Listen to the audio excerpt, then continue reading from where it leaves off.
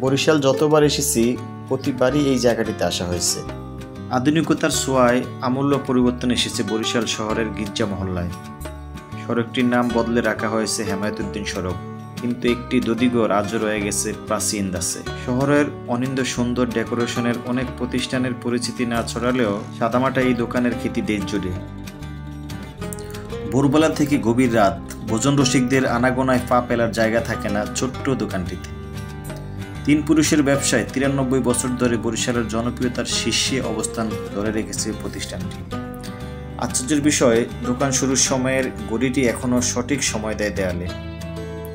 পাশে আছে সেই আমলের কাঠের বাক্সের রেডিও।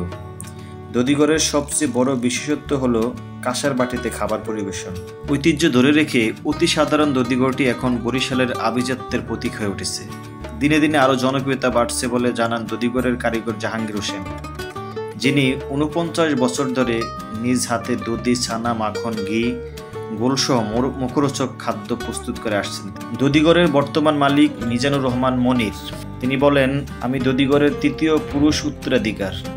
93 বছর আগে আমার দাদা মিনহাজউদ্দিন অবিকল ডেকোরেশনে কাঁসার পাত্রে খাবার পরিবেশনের পদ্ধতি চালু করেন। তার মৃত্যুর পর আমার বাবা আব্দুল আজিজ প্রতিষ্ঠানটি চালিয়েছেন।